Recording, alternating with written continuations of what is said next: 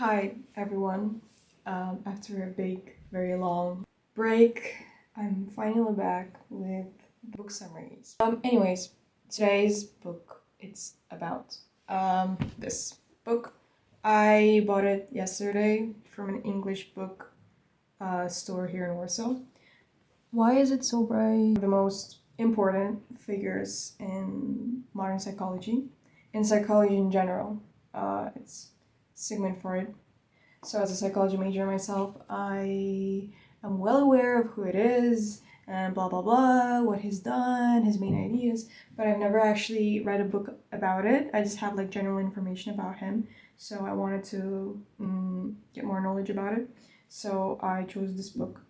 It's a very short book with about 165 pages. The book starts off with the introduction of Sigmund Freud, like an autobiography of him.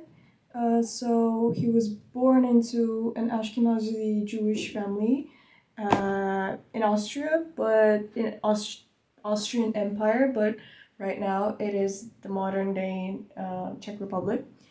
Found the term psychoanalysis, so analyzing the psyche by talking to patients. So he was the first ever scientist to do this kind of sessions where he brings people into his office and people lay down and they talk about their emotions, thoughts, their problems. First and foremost thing Freud has ever discovered is the unconscious mind. So the unconscious mind and the motivation of the unconscious mind. So Freud argued that we as people we do not always know why we do certain things. Like we don't know a certain reason because sometimes it is in the unconscious mind and our motivation to do something. So this also explains why sometimes some words might slip out of our tongue. So it's the word slips, which is in the unconscious mind that we don't really know. Okay. The second thing I would like to talk about in this book is one of the main things he has ever discovered is the structural model of ID, ego, and the superego. The human mind consists of three main parts. The first one is ID. So the ID is placed in us from birth. ID is the pleasure principle. So it is placed at birth. It is the very early stages of our lives. It is always inside us, but it is more common in our early stages in life. So it is the most animalistic drives we have. So you want pleasure immediately. You don't think about stuff logically. You just want what makes you feel good, and stuff like that, like hunger, thirst, maybe sexual desires, and stuff like that. So we have the ID. The second one is the ego. The ego is the reality principle. So it is the part of the human mind, the consciousness, that tries to navigate real world and find realistic purposes in life or ways to operate. So it's when you open the logic and you suppress your ID to live a better off life. So you don't act like an animal because we are not animals. So it's the most humanistic part of ourselves. The third part is the superego. The superego is the part where the stuff your parents or the society has implemented in your mind, some morals, some kind of rules that they have been telling you growing up, the way they shape your internalized self.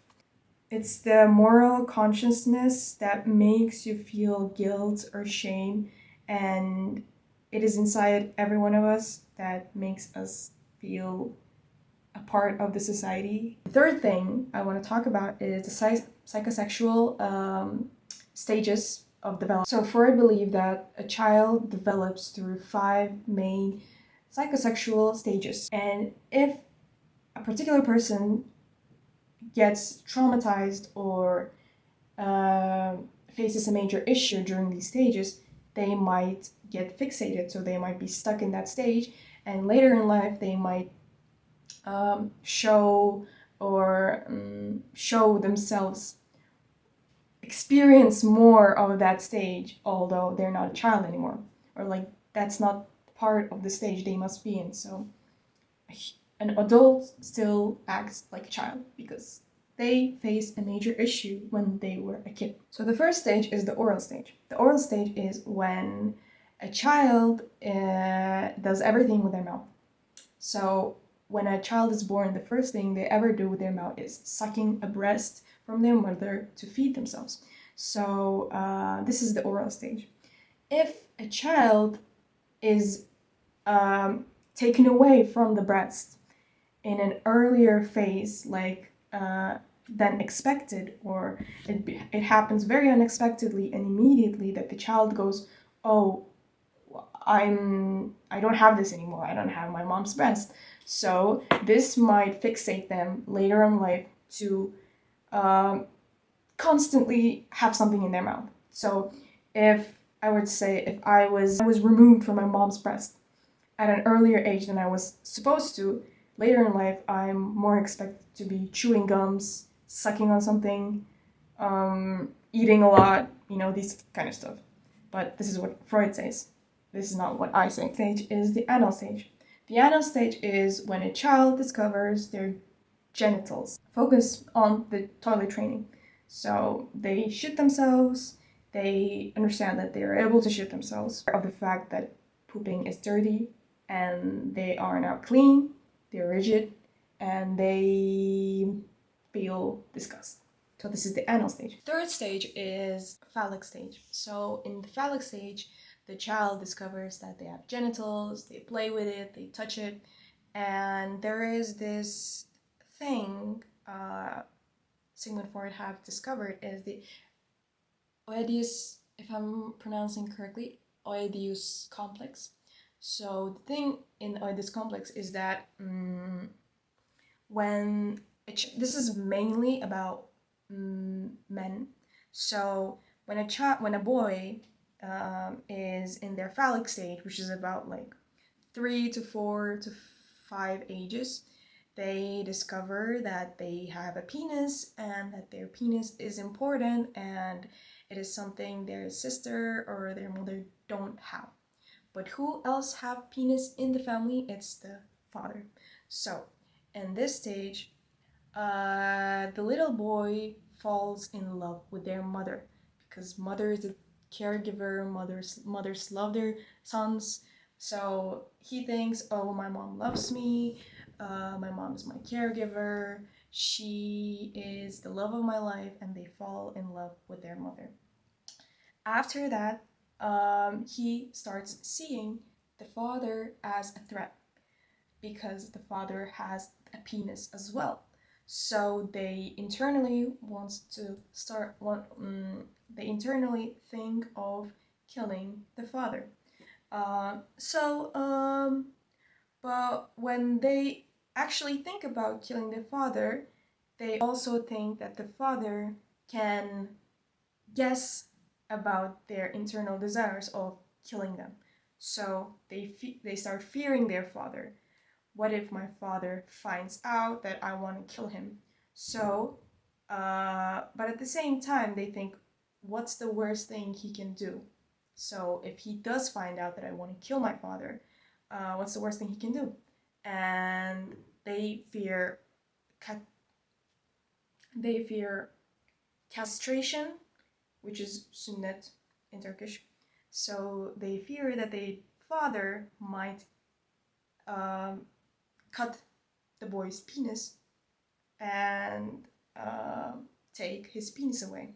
So this is actually the Oedipus complex have come from a myth where the king had a son, and when the son grew up, he killed his dad and married his mother. So it is originally from there. And yeah, what Freud also say is that women don't have this, and women are believed to be castrated after they were born in a very early age. So they look at their mothers from a very pitiful way because the mother also doesn't have a penis and they worship their dad. So this might explain why. It doesn't explain, but it comes to that conclusion that daughters are more drawn to their dads and sons are drawn more to their moms. So after the son fears that his dad might castrate him, he stops feeling any sexual desire for, I mean, like romantic desire or sexual desire for the mom, and starts the latency stage till early teenagers. So it's like the typical stage where a child is a child until he discovers anything sexual inside him. So after that, after the latency stage, there is the genital stage, which everyone right now is you and me. We are also discovered free association. So he would bring patients to his room. He would make them lie on a bed or a sofa, which was he would not look at the patient's face, and he would make sure the patient was lying down opposite to him, so that they would not feel pressured or ashamed of seeing him. And he would allow his patients at that time, which was not popular at all, to talk, because it was easier at the time to make people go to asylums or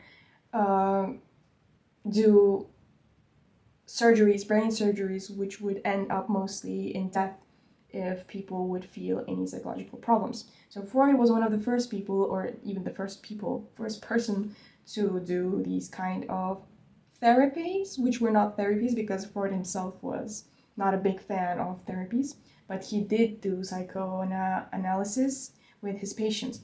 At that time, it was very common for everyone, but especially on women. Why? I don't know, as always.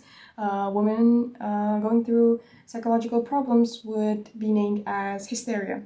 So, in other terms, if a woman would see stuff, which now we call, like, if a woman would be depressed, if they would hallucinate, they would always call them witches. And at that time, it was also people would be used to calling them witches and lock them into asylums. But Freud used free association in his psychoanalysis technique, and he would bring buried memories to surface through making the patient talk about their experience and associate them with something else.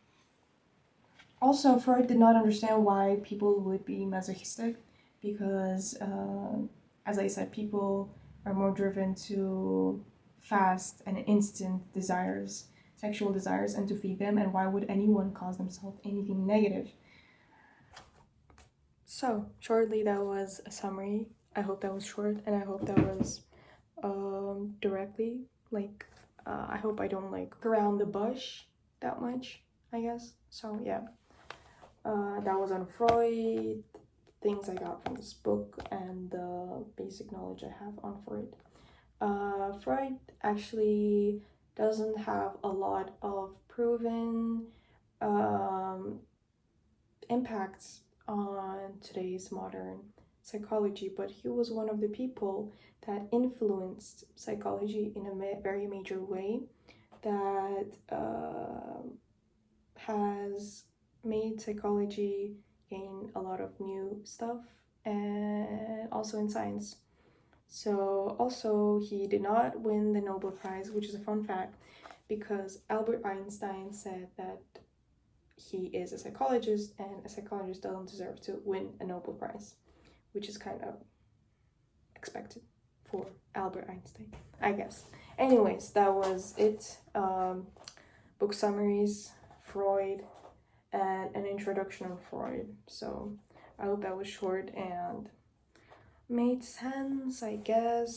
So yeah, the book summary was for last month, so it was for May. So I will have to read a new book for June.